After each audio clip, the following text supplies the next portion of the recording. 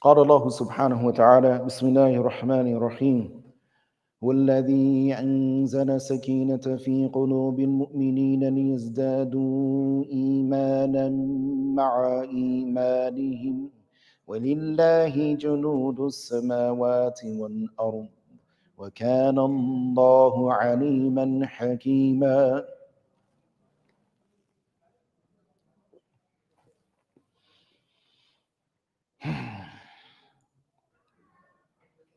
The Muslim community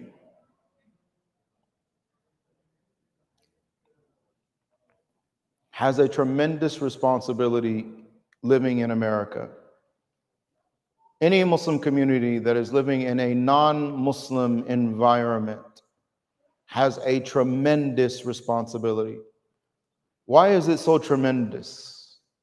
It is tremendous because, number one, when you are living under a non-Muslim system, by default, you are going to have to deal with injustice and oppression, by default. Number two, because being here, we are now put ourselves front and center in regards to the representation of Nabi Sallallahu Alaihi Wasallam. The accurate and proper representation of Nabi Sallallahu Alaihi Wasallam. And third, it is difficult because if you are here and if you do not take care of the first two properly, potentially you can destroy your akhirah. How? In order for us to be here, we have to be dealing with one and two to make our being here halal. That's where the permissibility comes into play. Otherwise, the question comes, why are you now subjecting yourself, right, willingly to oppression and tyranny, if not specifically for the representation of Nabi Sallallahu Alaihi Wasallam? That would justify it. That would justify it, right? Why are you going through all of this? You do nikahs and janazas and like there's divorce, there's all these legal issues and this thing and that thing and subhanallah. And then like they promote sin. So alcohol is legal here and pork is legal and everybody's committing adultery and fornication and prostitution and gambling is legal and weed is now illegal. Oh, they're legalizing everything. Homosexuality is legalized. They're legalizing everything. Why are you subjecting yourself to this? If not for Nabi Sallallahu Alaihi Wasallam? There is an answer. It's just an uncomfortable one.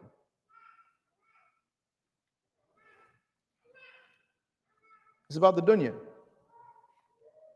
Because in reality, any time that power consolidates, it becomes a magnet.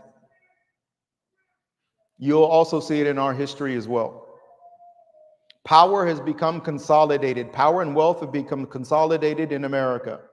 And thus, like a magnet, it attracted those who love money and power. That's how it happens.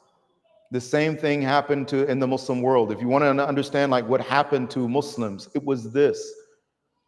Once the Muslim world had expanded and it had spread, right? Now power had been centralized, consolidated. Okay, so now basically, if you're thinking about like how expansive the Muslim world was, well, you think about it, whoever is in charge runs the whole show. Only thing you got to do is get into position of power, and you get all of this. This is your kingdom.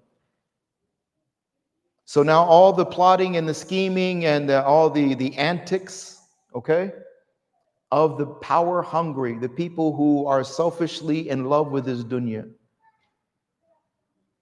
And then now, once those individuals and their various motivations came into play, this is what happened to us. That's what happened. The dunya happened. Now, here we are in this country.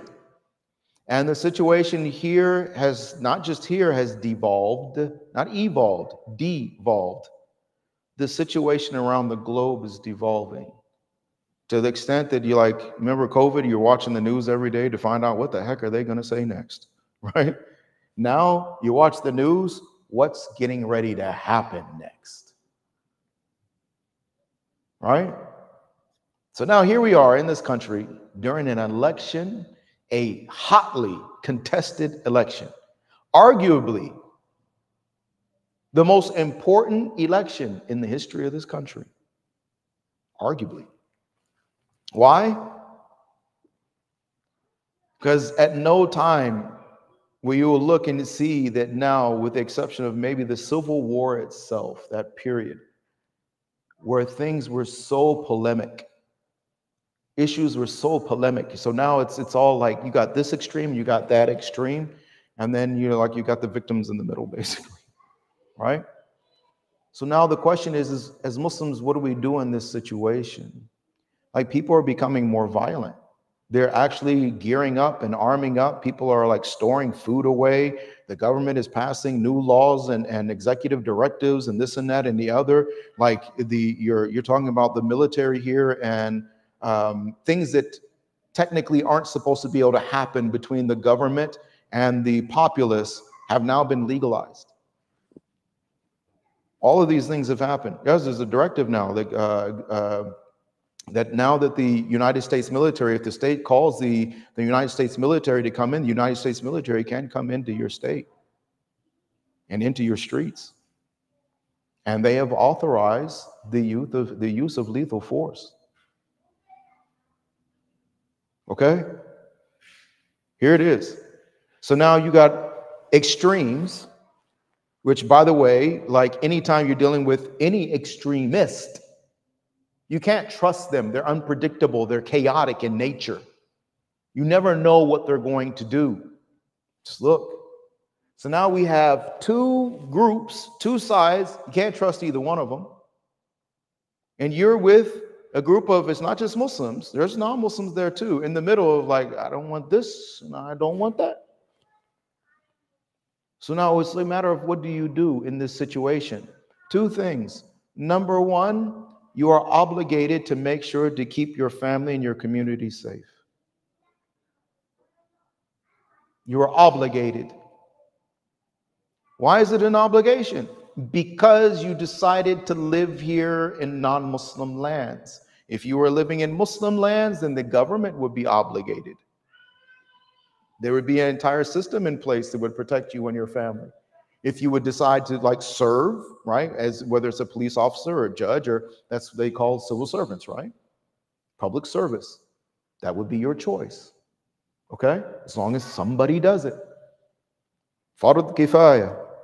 But when you're here and you do not have the benefit of an Islamic system, you do not have the benefit of all of these authorities and people who are now in the system, who are serving the community and fulfilling that fard kifaya. That means it's up to you. It's on your neck. So whether that means that, like, and hopefully you understand it like this, that you need to get together with very positive, spiritual, okay, motivated individuals, and you need to coordinate together to make sure, because you as one man are not going to be enough. You need to make sure that you have the connections and that you have plans in place to make sure that collectively, even if it's in small groups, that you take care of each other's families. Make sure that everybody is healthy and safe.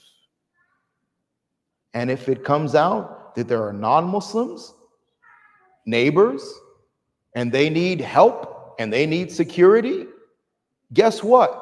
It's on you too. Nabi sallallahu alaihi wasallam, when he was mentioning the huquq, the rights of the neighbors, the Sahaba thought that, subhanAllah, he just kept going and going and going until he thought that, are they going to be included in inheritance? Allahu Akbar.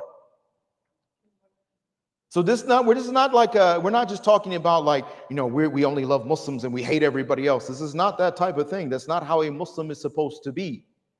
A Muslim is a source and a beacon of truth, of rahmah, of reality. When you and I as Muslims are helping our non-Muslim neighbors, you are being a rahmah. And that rahmah is the representation of Nabi sallallahu alaihi wasallam. How can I be a rahmah? This is the question that every Muslim should ask themselves when they wake up in the morning.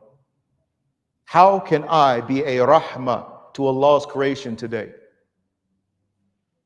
Because we got all kinds of goals. I got work goals, I got financial goals, I got family goals. What about the goal of Rasulullah sallallahu alaihi wasallam?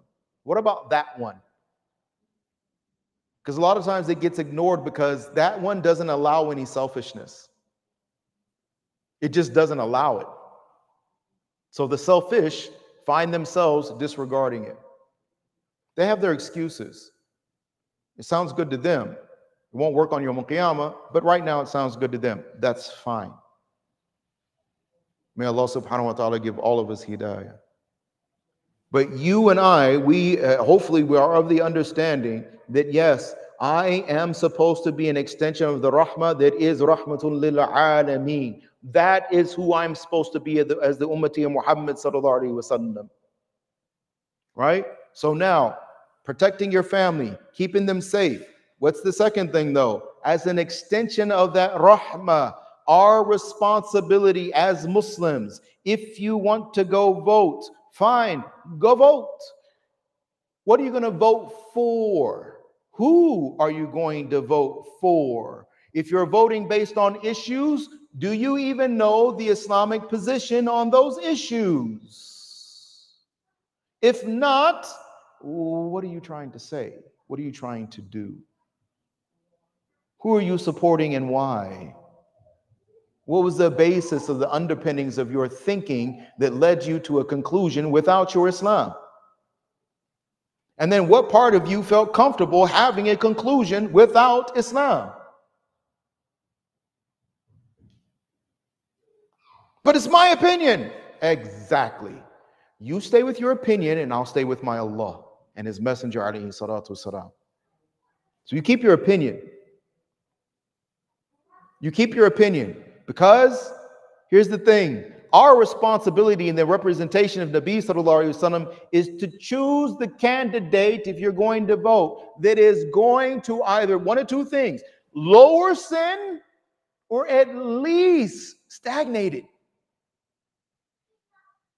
At least bare minimum. Why? Because we are supposed to be the police of the world, not the criminals. We are supposed to, what do the police do? They are, number one, they are public servants. Number two, there's a certain part of the law that they know and understand. Number three, they are responsible for the enforcement of that law, but they're supposed to do it with what? They're supposed to do it with kindness, because you are serving the community. But that is a police officer. When a police officer is arresting somebody, you're thinking it's about arresting the person, but actually it's supposed to be, and this exists in Islam, it's about keeping the community safe. That this is an anomaly, this is a poison, this is a cancer, this is an incident even within our community that if not mitigated, it will cause a negative ripple effect. So we have to stop the damage to the community by arresting this individual. By arresting the individual, we arrest the problem, at least in part. So now, is that not us? Here you are, we are supposed to be public servants. We are the Ummah Muhammad sallallahu alaihi wasallam. And then on top of that, طَلَبُ الْعِلْمِ فَرِيضَةٌ عَلَى كُلِّ مُسْلِمٍ. Seeking sacred knowledge is an obligation on every Muslim. So now there's an aspect of knowledge, of legal knowledge, that every Muslim is supposed to have. And then on top of that, we're supposed to do what? We're supposed to أَمْرُ بِالْمَعْرُوفِ وَالنَّهْيُ عَنِ الْمُنكَرِ. Enjoin the good, forbid the evil. Is that not what the police do? And if somebody does something and we have the authority, what's our responsibility? Stop them. You are the police of humanity. You are the police of humanity. You are the Ummah Muhammad sallallahu alaihi wasallam.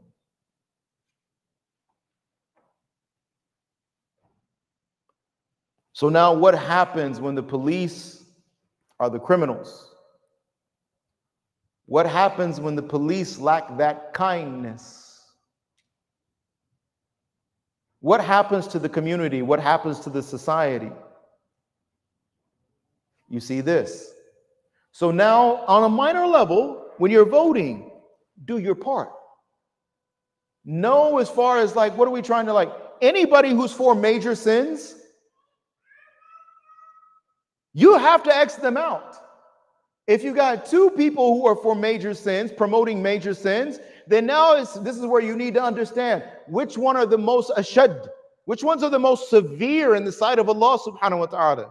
For example, when you're looking at that whole like alphabet soup, the LGBT, AB, all of those letters, okay? They get upset with me. Like this ain't, you can get upset with me if you want to, but actually you're upset with God because I don't have, like, as far as I'm concerned, do what you do. That's between you and God. I am not your judge. I'm not your creator. I'm not your sustainer. Just keep it away from me. So you're not upset with me. You're upset with Allah subhanahu wa ta'ala. And if you want to express that anger to me, then I will gladly take that. That's fine. But when you have a candidate that is promoting it, and you have one that is not, the choice is obvious. When you look in the Quran, and as far as the Qasasul Anbiya alayhi salatu wasalam, the stories of the prophets, right? Allah subhanahu wa ta'ala, you look at Nuh alayhi salam, and Lut alayhi salam, and Salih alayhi salam, and Hud alayhi salam, and right? Ibrahim alayhi salam. If you look at the punishments, right? On a specific people, Nuh alayhi salam, broad stroke. If you look at the punishments on a particular people, what punishment was like that for the people of Lut alayhi salam?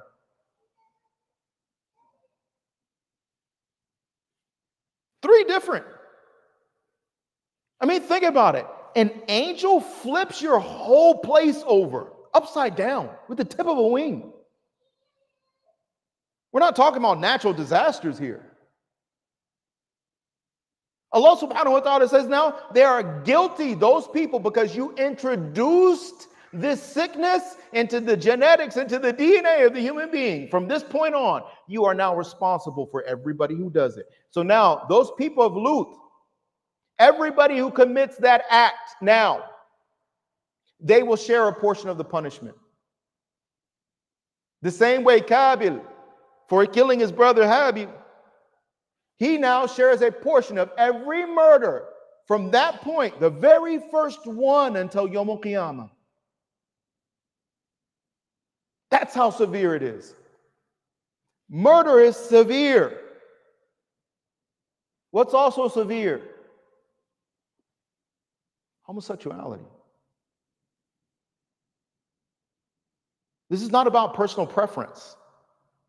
This is not about who you know who may be gay or may not be gay, and who, if you like them or not. This is not about like political correctness. This is not about social acceptance. This is about the akhirah. This is about people being safe from the hellfire. This is about our communities. This is about the environment that our children are supposed to be raised in. There's a bigger picture besides the individual selfishness of individual citizens. The needs of the whole will override the need of the few.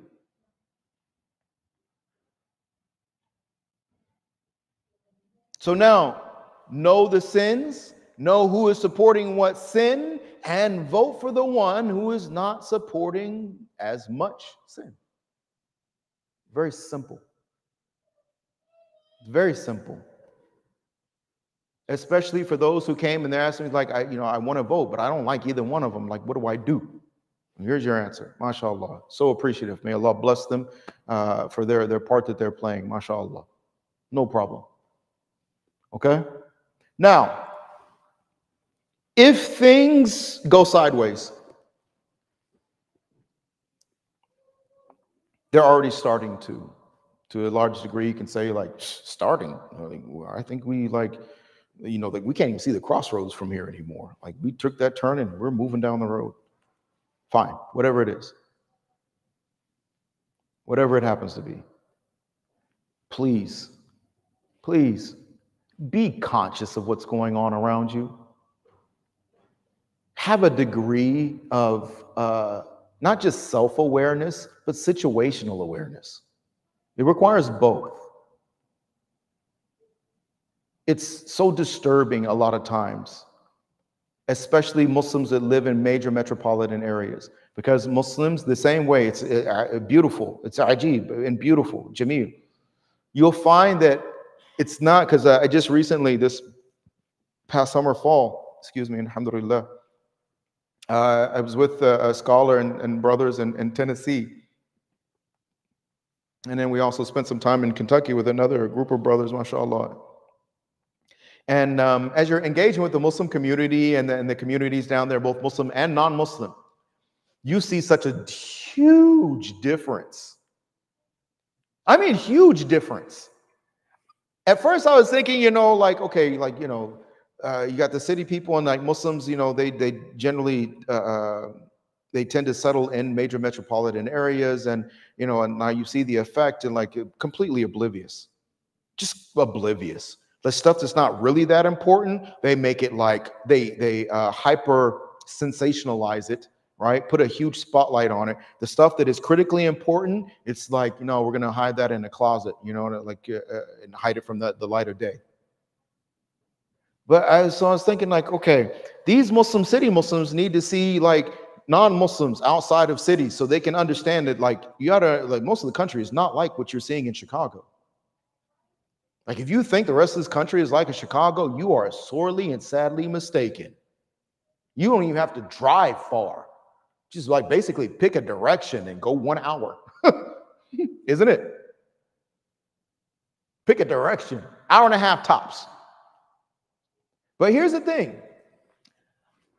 I was pleasantly surprised to find that Muslims also that are away from major metropolitan areas are different too. Makes sense. Okay, it makes sense. They're more aware, their situational awareness, even that it seems like they're more grounded. And they're professionals. There's engineers and doctors and everything, just like here, IT professionals and everything else, just like here, college students, everything, just like here. But they're more grounded. It's so like it's a night and day difference. Your vibe in the masajid was like completely different. And then we went to one place, right? And I don't want to mention anything about the places. I don't want anybody to know where this place is at, right? We went to one place and you walked in and you felt like an emptiness almost in the masjid, like a hollowness, right? And it's like, this is not a good vibe for the masjid. Nobody was there when I walked in. Come to find out, the community is mostly made up of very wealthy professionals. And come to find out, most of the time, on their time off, weekends off, long weekends and everything, do you know what they do? They come here. So it's like, subhanAllah, you're living down there with all of these benefits and everything, but because just the connection with the lifestyle and the mentality and everything from here, you saw that as soon as you walk into the masjid, it was different. It was missing something that all the other masajid had. Something to think about. Right? So Muslims living in the greater Chicagoland area, please, I am begging you, for your sake, the sake of your families, the sake of Muslims, non-Muslims, the dunya, the akhirah, please wake up. Stop thinking that these mundane aspects in your routine, in your schedule, is going to continue infinitely. That the world is not changing around you, that your situation is not changing around you. And I mentioned this in the khutbah sometime last month, I think, right? I am watching a spiritual slaughter, massacre take place in this country on a day-to-day basis. Oh, they're doing well as far as like their education and their jobs and the houses and cars and everything. Yeah. Massacre. I am not like trying to like, oh, he's like using his, no, I'm trying to like, there's no way, actually, the words are not enough. They're not doing the trick here. There's no way that I can express to you what I have experienced, what I am seeing, what I am hearing as I'm dealing with the Muslim community. There's so many Muslims that aren't even Muslim anymore and they don't even know it. And you spend your time like actually like they don't even realize what's happening. You're sitting there having this discussion, they're arguing with you, but you're having this discussion with them and you're sharing information with them to try to bring them out of kufr and back into the state of iman. They don't even know what you're doing because they don't even realize that they're outside of Islam. So now without them realizing it, you have to try to coax them back into the fold of Islam and get them to end the discussion with La ilaha illallah. And it's when we look now, we see weakness in the men, and now we see the effect and the impact on the women and children, the generations to come. And again, job, fine. Education, fine. House, fine. Car, fine. Bills paid, fine. Vacations, yeah, fine. Amusement parks, fine. That's great. You are now the stereotypical, mashallah, politically correct. All you need is a pink sweater. You are now like you are an American dad. Yay for you. Yay for you. You drank the Kool-Aid. Yay for you. Here's the catch. In America, it didn't used to be like that. This was something that was done here in creation of the nuclear family to do what? You had to disconnect the community. When families are connected in terms of a community, they're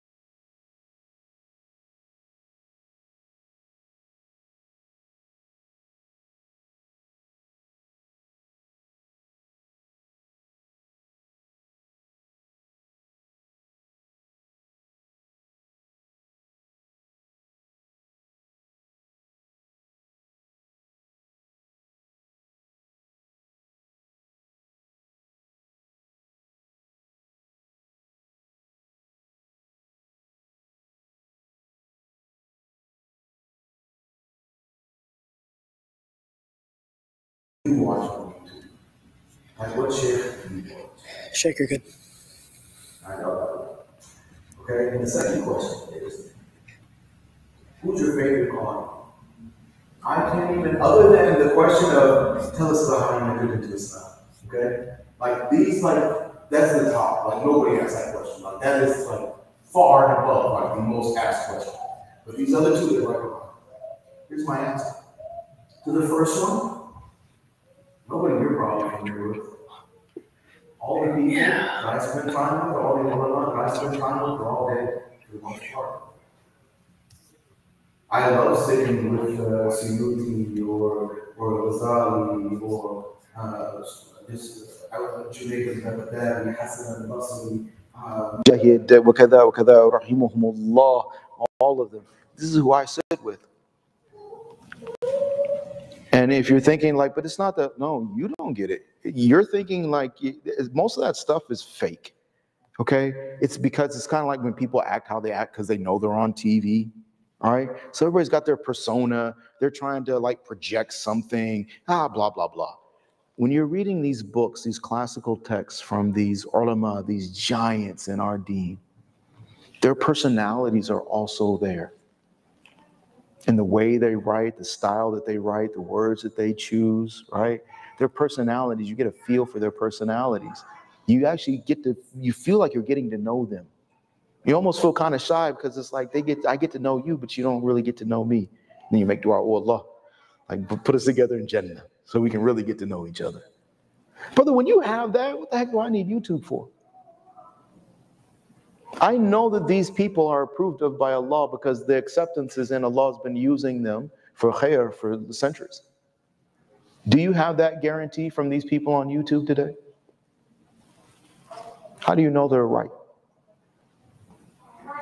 Because everybody likes them? Because everybody follows them? Because people like repost their stuff? Is that the criterion now? So I got one person.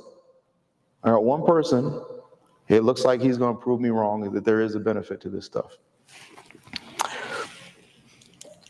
It looks like he's going to do it. But I actually am looking forward to it because at least I'll feel like I haven't wasted my time up until this point with all this tech stuff. Right now, this is exactly how it feels. I really don't see the benefit anymore. Not that I really did in the first place. Anyway, okay, so let's wrap up. So dangerous. What is dangerous? Dangerous is you without a community. And that's what was the intent, right? A community is dangerous. A unified voice, a unified stance is something that is dangerous. It is very difficult to control. And then on top of that, once you get those groups together, then leaders of those communities emerge. And now you have to consider them in the political equation. And they don't want to consider these things if you think it's just America, forget about it. America is like how they handle things is actually quite sophisticated and subtle and nuanced in a lot of ways compared to the way that governments will handle the same thing in other countries. And then a lot of times, even in Muslim countries, the brutality and the open brutality, they want you to open. Here, they don't want you to be afraid necessarily openly, right? Because they want you to be happy and they want you to buy things, right? In Muslim countries, they don't care. They want you deathly afraid.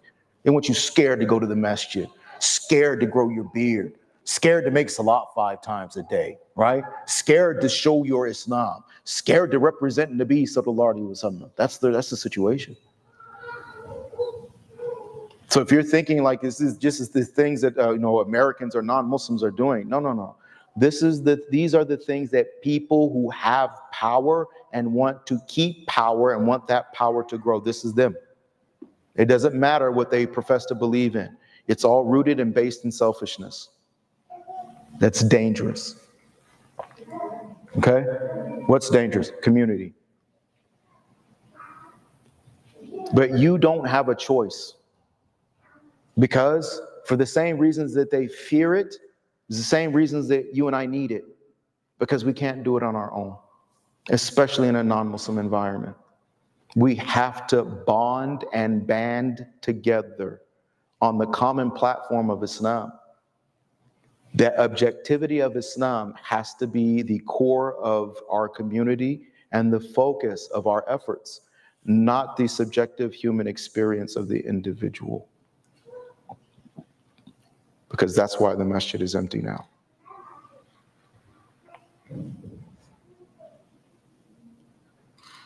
That's why.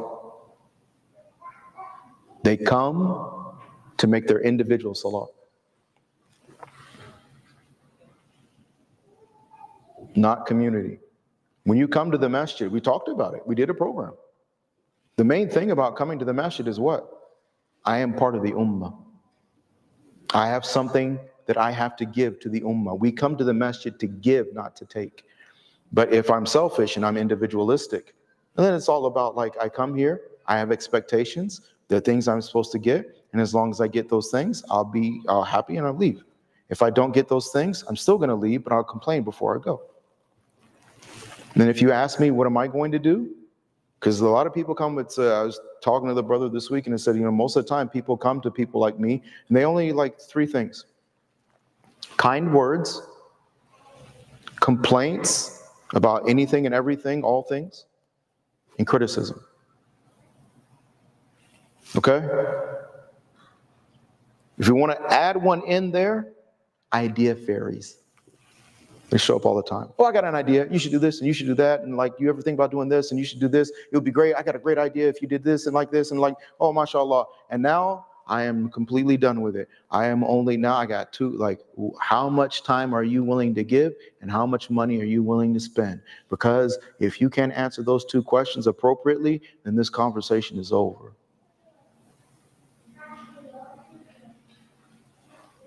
And it's not about being rude. It's about being realistic. It's about like Muslims, like we got to get out of like just because you've got ideas in your head that that's a reality. It is not. It is not. You had a good idea, great. Now, how are you going to deal with the accountability of not acting on it? When opportunities come in front of us, and Allah subhanahu wa ta'ala gives us an opportunity to act in the representation of Nabi sallallahu alaihi wasallam selflessly, and we don't act, how are we going to answer for the accountability for it?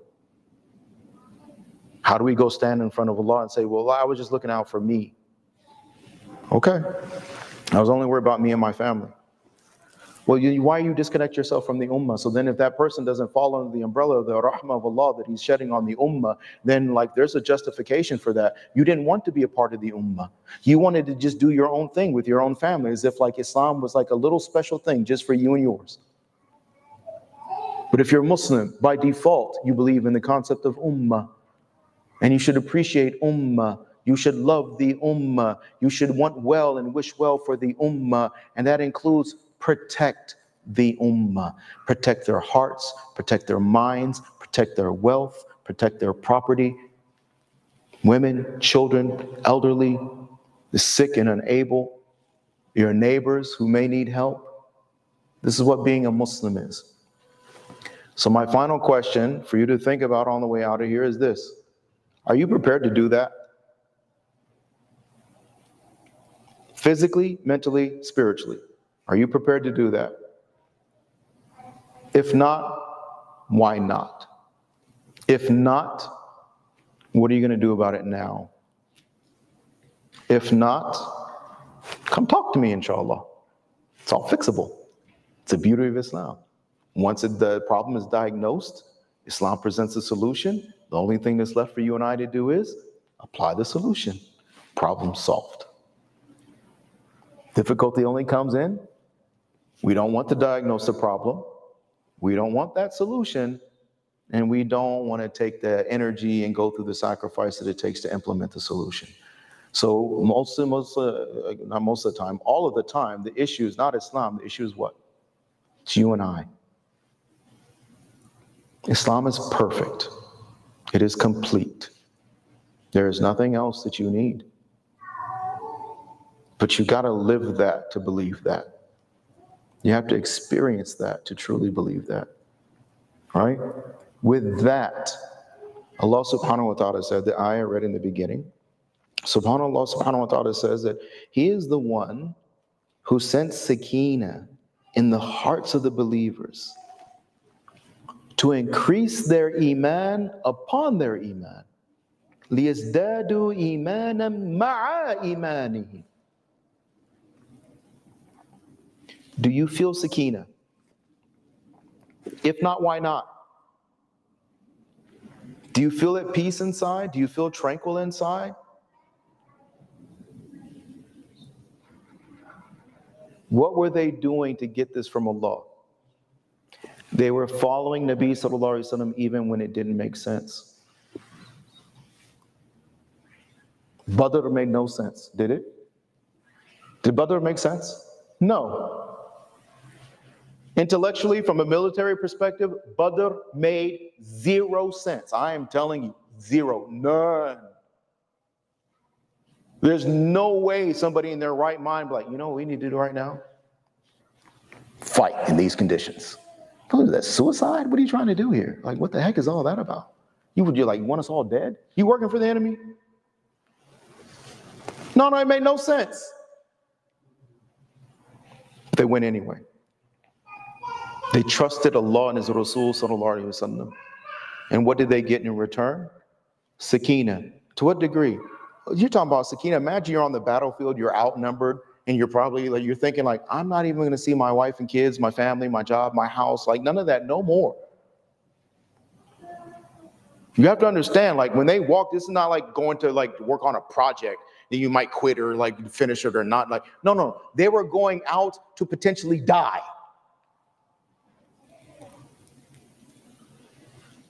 And now you're outnumbered and Sakina descends upon you. To what? It's time to take a nap. So relax, you take a nap. Allahu Akbar Kabira.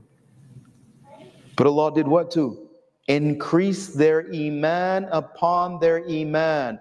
Trust Allah. Put your faith in the system of Islam, the lifestyle of Islam, the words of our Nabi sallallahu alaihi wasallam, and watch what Allah will do for you and I, for us, for the ummah. وَلِلَّهِ جُنُودُ السَّمَاوَاتِ وَالْأَرْضِ وَكَانَ اللَّهُ عَلِيمًا حَكِيمًا. And to Allah subhanahu wa ta'ala belongs the armies of the heavens and the earth. And He is the one that is what? All-knowing and all-wise. He knows everything and He knows how to apply that knowledge accurately, perfectly. Do you trust that? Do you want an army from Allah or you want to go do it on your own? You want to fight in this life against shaitan, kufr and shirk?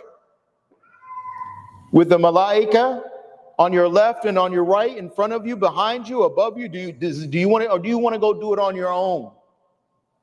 With your limited knowledge, your limited ability, your limited resources, and on top of that, you are now outside of your purpose in life.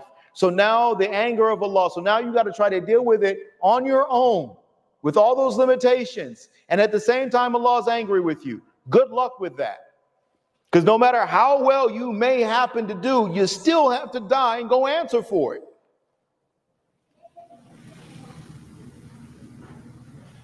And that's reality. That's reality. So our responsibility is to do what? Amar bil ma'ruf wa nahyu 'anil munkar.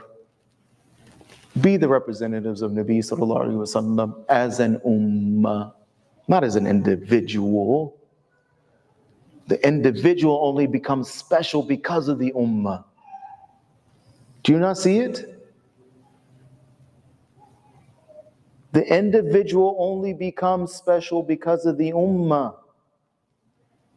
So if anybody who steps outside of this ummah, away from the ummah, by default, you are not special, no matter what people may tell you in your quest for social validation. So may Allah subhanahu wa ta'ala give us the love of the ummah in our hearts, a sincere and ardent desire to protect the ummah, to keep our families and the Muslim community safe and secure, that Allah subhanahu wa ta'ala protect us from the insanity of kufr and shirk, whether it's coming from inside of us or whether it's coming from the others externally around us. or the environment around us. May Allah subhanahu wa ta'ala keep our families and keep our community safe during these, as everybody says, uncertain times. It's the thing. That's like the thing for the 20s, right? It's like, what do you call that? The decade of the 20s, uncertain times.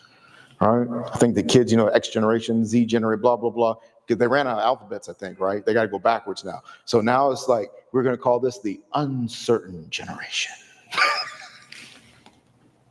Fits, doesn't it? Yeah. But may Allah subhanahu wa ta'ala keep all of us in the fold of Islam. May Allah ta'ala give us the true appreciation of this deen and the ability to be able to practice it in the footsteps of our beloved Nabi Muhammad sallallahu alayhi wa sallam. Allahumma la taj'alna fitnatan lilladhina kafaru. Allahumma la taj'alna fitnatan lilqawmi adh-dhalimin. Allahumma innaka afuun tuhibbul afwa fa'fu anna ya kareem. Allahumma inna nas'aluka al-afwa wal-afiyata wal-ma'afat. ونسألك من فضلك يا ذا الفضل العظيم سبحان الله وبحمده سبحانك اللهم وبحمدك ونشهد أن لا إله إلا أنت ونستغفرك ونتوب إليك سبحان ربك رب العزة عما يصفون وسلام على المرسلين والحمد لله رب العالمين برحمتك